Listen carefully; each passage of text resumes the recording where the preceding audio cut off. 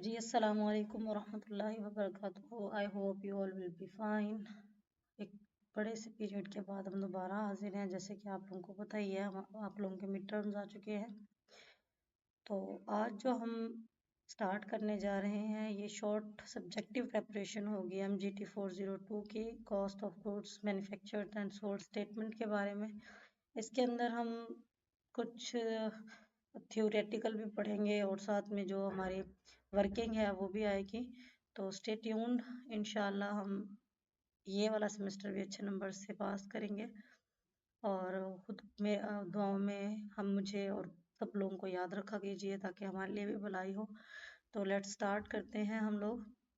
बिस्मिल्लाहिर्रहमानिर्रहीम। Cost of good and manufacture and sold की ये आप लोगों को फाइल है जो कि शॉर्ट स्टेटमेंट है, यानी तमाम जो टॉपिक्स हैं उनको छोटा करके बताया गया है, इजी वे में बताया गया है। ये आप लोगों के LMS से ही ली गई है। आप लोग जब जाएंगे आप लोगों के LMS पर, वहाँ से आप MGT 402 की डाउनलोड फाइल में जाएंगे तो वहाँ पर आपको ये मिल जाएगी। तो स्टार्ट करते हैं। In order to understand the financial,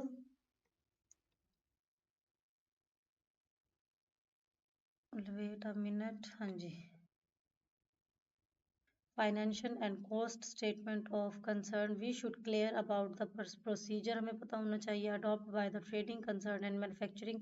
trading concern क्या होता है और मैन्युफैक्चरिंग कंसर्न क्या होता है, ये दोनों अलग अलग चीज़ें हैं, बस थोड़ा ही फर्क है। एक ही चीज़ का फर्क है, ये आपको पता चल जाएगा अभी। अब ट्रेडिंग साइकिल क्या होता है? A trading cycle concern passes through the following procedure। जो हमारा ट्रेडिंग साइकिल है ये क्या करता है, ये इस प्रोसीजर से होकर निकलता है। First, purchased merchandise from the supplier. सबसे पहले हमें सप्लायर से सामान खरीदना होगा। Then sold them to the customer, फिर उसको हम कस्टमर को बेच देते हैं। और जब हमारे पास when they received cash against good, जब उनको कैश मिलता है अपने सामान के बेचने के नतीजे में, they utilize it and the payment of old, इसको वो ओल्ड जो आप मैन्युफैक्चर्ड आपका सामान था उसको बेचने की, और जब उससे पैसा मिला तो फिर नया सामान खरीदने के लिए उसको इस्तेमाल करते हैं। एंड गुड परचेज और ROM goods and in this way they procedure continue. तो फिर इसी तरह ये प्रोसीजर चलता जाता है। इसको दोबारा बताती हूँ कि ट्रेडिंग साइकिल क्या होता है। पहले हम सामान लेते हैं, मतलब कि फॉर एग्जांपल अगर आपको किसी भी काम में या किसी भी कॉरपोरेशन में जाना है तो कोई ना कोई चीज़ तो प्रोडक्ट्स वगैरह को तो बना रहे हैं ना, उसके लिए हमें रॉ मटेरियल चाहिए होता है, तो उसके लिए हम मर्चेंडाइज लेते हैं। फिर उसके बाद उसको हम कस्टमर को बेच देते हैं और उससे जो पैसे मिलते हैं उसको हम फिर नया सामान लेने में इन्वेस्ट करते हैं, और ये साइकिल इसी तरीके से चलता रहता है। नेक्स्ट आपको यहाँ पर ये नज़र आ रहा होगा, देखिए मर्चेंडाइज हम लेते हैं, ये आपको नज़र आ रहा होगा, ये हमने मर्चेंडाइज परचेज किया। फिर ये जो है हमारे पास सेल किया जब हमने गुड्स को, तो हमारे पास आया कैश, और कैश का हमने क्या किया, कैश से एक तो हमने क्रेडिटर्स को दिया और दूसरा फिर हमने मर्चेंडाइज को परचेज कर लिया। तो ये आपका साइकिल है, ट्रेडिंग साइकिल इसे कहते हैं। This procedure is called trading cycle. तो अगर आपका ऐसा कोई MCQs वगैरह आए या फिर आप लोगों को कोई क्वेश्चन आए तो फिर उसको हम इस तरह से सॉल्व कर सकते हैं। नेक्स्ट है मैन्युफैक्चरिंग साइकिल। मैन्युफैक्चरिंग साइकिल क्या होता है, इससे समझ आ ही गया होगा। मैन्युफैक्चरिंग साइकिल मतलब बनाने का प्रोसीजर, किसी भी प्रोडक्ट को बनाने का procedure. The procedure adopt by the manufacturing concern, जो वो प्रोसीजर या वो तर्ज अमल जो कि हम अडॉप्ट करते हैं किसके लिए, मैन्युफैक्चर करने के लिए, little bit different than trading concern. ये सिर्फ ट्रेडिंग कंसर्न से थोड़ा ही मुख्तलिफ होता है। We can define the procedure of manufacturing concern in the following way. हम इस तरह से इसको डिस्क्राइब कर सकते हैं या डिफाइन कर सकते हैं। फर्स्ट ऑफ ऑल हम क्या करेंगे, वही वाला परचेज करेंगे रॉ मटेरियल को सप्लायर से, देन उसको कन्वर्ट करेंगे फिनिश्ड गुड में, देन सोल्व कर देंगे कस्टमर को, और फिर वही वाला प्रोसीजर आ जाएगा कि इसको जब हम बेचेंगे तो हमें उससे पेमेंट मिलेगी और उस पेमेंट से हम मज़ीद नया रॉ मटेरियल खरीद लेंगे, और ये प्रोसीजर कंटिन्यू चलता जाएगा। This procedure is called manufacturing cycle. इसको मैन्युफैक्चरिंग साइकिल भी कहते हैं। इसको दोबारा रिवाइज कर लेते हैं कि ऐसा प्रोसीजर जिसके अंदर हम पहले रॉ मटेरियल खरीदते हैं, फिर उसको फिनिश गुड में कन्वर्ट करते हैं, देन जो पैसा इनकम हमें उससे मिलती है उसको हम नया मटेरियल रॉ मटेरियल लेने के लिए इस्तेमाल करते हैं, और ये ऐसे ही प्रोसेस चलता रहता है। इसको मैन्युफैक्चरिंग साइकिल कहते हैं। ये आपको एक फ्लो डायग्राम नजर आ रही होगी। देखते हैं यहाँ पर, थोड़ा सा नीचे करें इसको।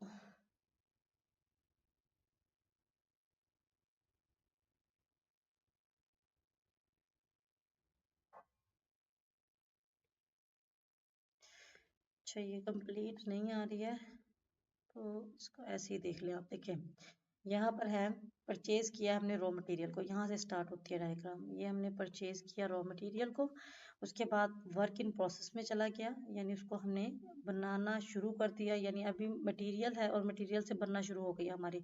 जब वो बन गई तो उसको हम कहते हैं फिनिश गुड। फिर उसको हमने सेल कर दिया, उससे जो हमको कैश मिला हमने उसको क्या किया, फिर वही वाला काम जैसे किया था, क्रेडिटर्स को दिया और फिर से न्यू जो है रॉ मटेरियल हमने परचेज कर लिया। नेक्स्ट देखते हैं the main function of the organisation.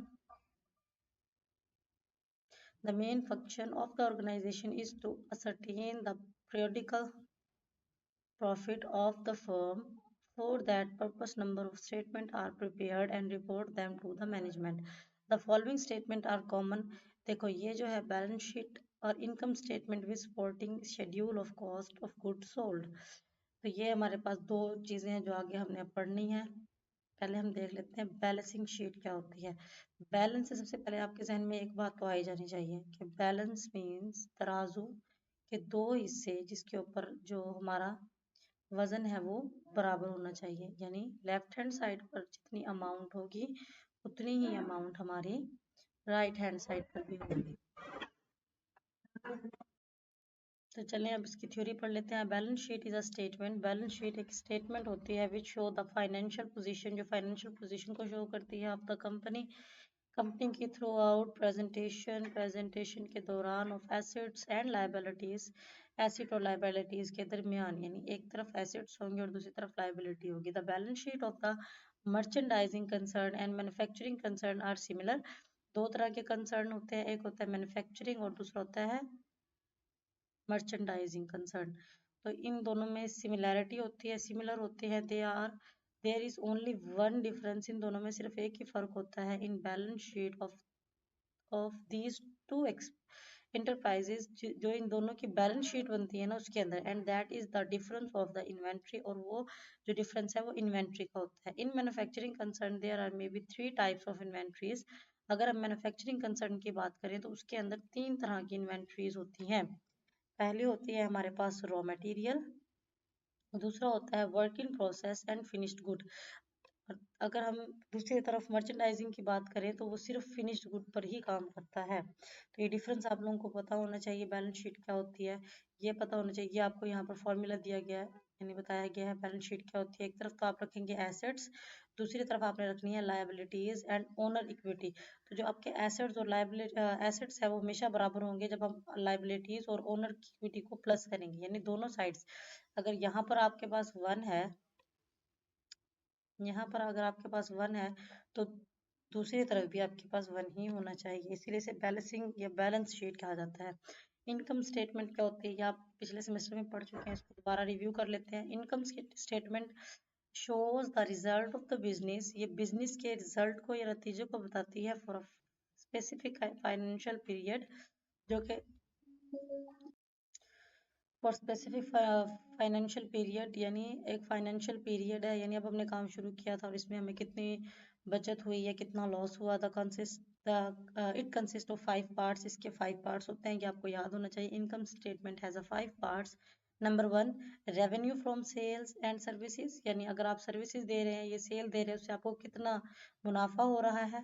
Cost कितनी आई है, कॉस्ट ऑफ गुड सोल्ड, यानी जो आपने गुड्स बनाई है और उसको बेचा है उस पर कितनी कॉस्ट आई है।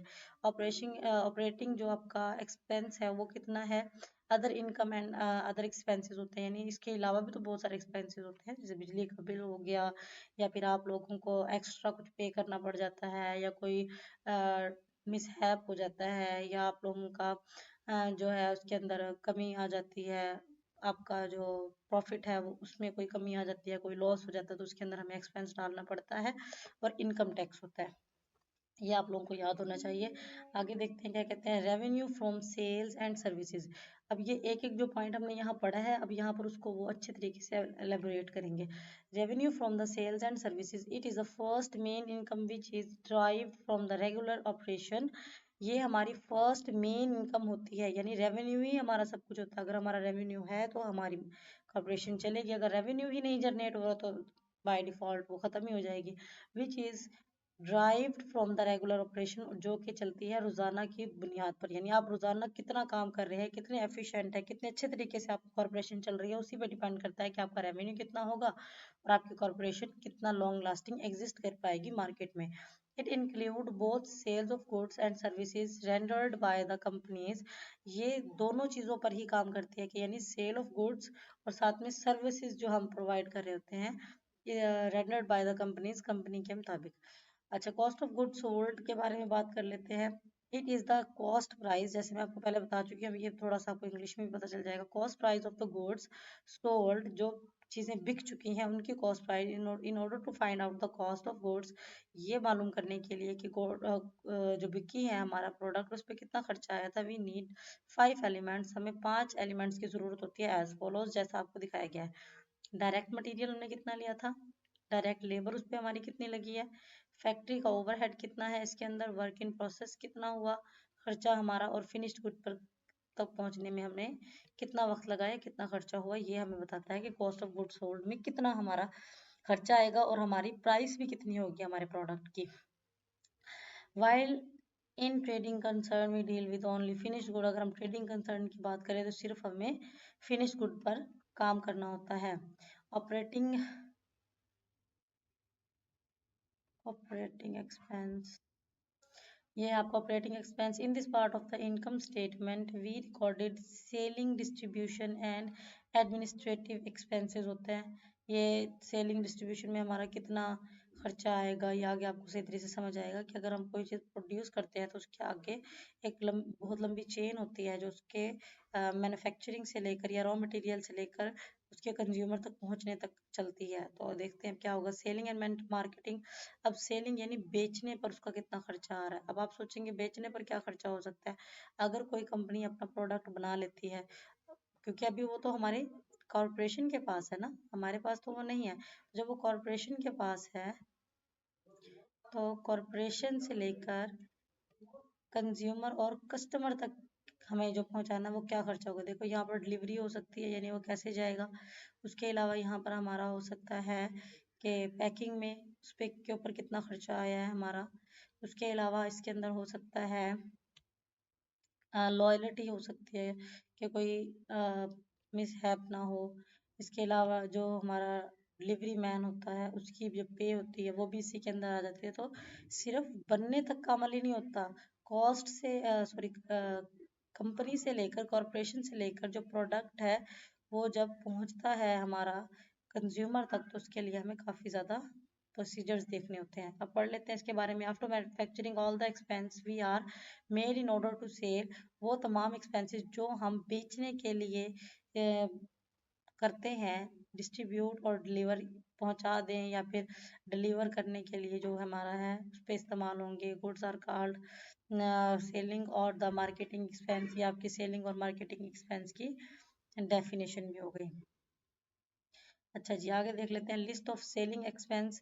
अब देखो सेलिंग एक्सपेंस की लिस्ट क्या होगी, कमीशन, सेल्स की जो सैलरीज होती हैं वो, पैकिंग पर जो चार्जेस लगते हैं वो भी आ जाएंगे, एडवर्टाइजिंग में यानी आप मार्केटिंग भी तो कर रहे हैं ना अपने प्रोडक्ट को बेचने के लिए, उसके ऊपर तो खर्चा आएगा। रॉयल्टी होनी चाहिए, डिलीवरी मैन का एक्सपेंस कितना होगा, उसके अलावा ट्रैवलिंग एक्सपेंस भी होता है। तो ये तमाम का तमाम हमारे पास लिस्ट ऑफ सेलिंग एक्सपेंस में आता है। नेक्स्ट है आप लोगों का जर्नल एडमिनिस्ट्रेटिव एक्सपेंस क्या होता है। Administrative expense incurred in planning, जो एडमिनिस्ट्रेटर है वो क्या करेगा, प्लानिंग करेगा, पॉलिसी बनाएगा और कंट्रोल करेगा ऑपरेशन ऑफ ऑर्गेनाइजेशन को। बस इसके ऊपर यानी इस एडमिनिस्ट्रेटिव के ऊपर जो खर्चा आएगा वही एडमिनिस्ट्रेटिव एक्सपेंस कहलाता है। आगे है लिस्ट ऑफ जनरल और एडमिनिस्ट्रेटिव एक्सपेंस।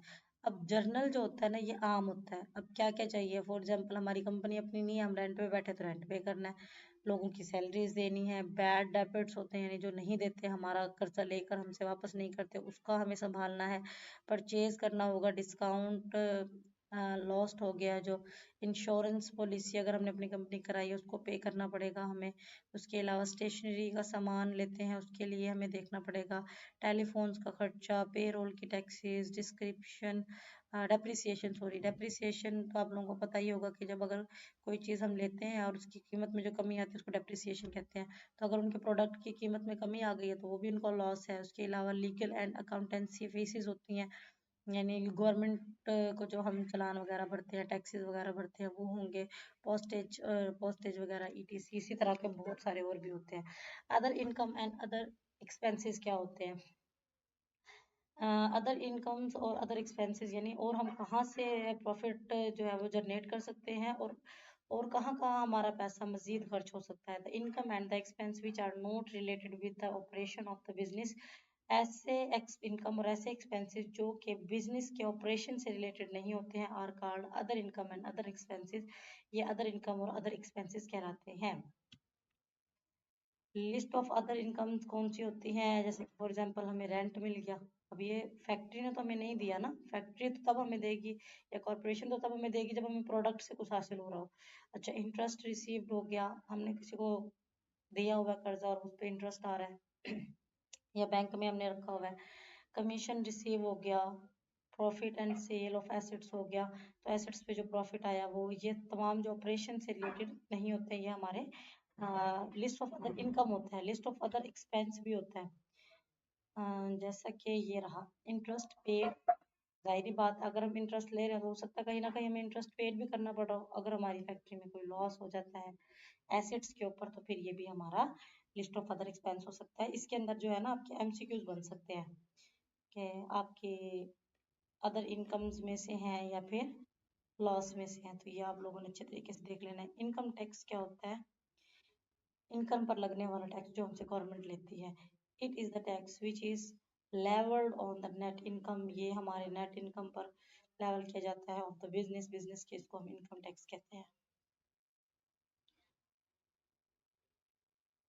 अच्छा जी, चलें आप आज तक के लिए इतना ही। कल इंशाल्लाह हम प्रोसीजर करना सीखेंगे या वर्किंग करना सीखेंगे, डायरेक्ट मटेरियल कैसे निकाल सकते हैं या कॉस्ट ऑफ गुड सोल्ड कैसे निकालेंगे, कितना मटेरियल अवेलेबल है, कितना यूज हो गया, कितना खर्चा हुआ, कितना प्रॉफिट हुआ, लॉस हुआ, तो ये सारी वर्किंग है। इंशाल्लाह कल हम जो है इसको अच्छे तरीके से देखेंगे और समझने की कोशिश करेंगे। फिलहाल आपका इतना ही काम है कि आप दोबारा जाएं, इसको रिवाइज करें। अगर कुछ समझ नहीं आता तो कमेंट में आप मुझसे पूछ सकते हैं, इंशाल्लाह मैं ज़रूर आपको जवाब दूंगी। लाइक्स शेयर एंड सब्सक्राइब करना मत भूलिएगा। अभी तक जो है मैंने लास्ट सेमेस्टर से आप लोगों की शुरू किया था और अभी तक सिर्फ 32 ही सब्सक्राइबर हुए हैं, which is some disheartening for me, but still I am hoping well।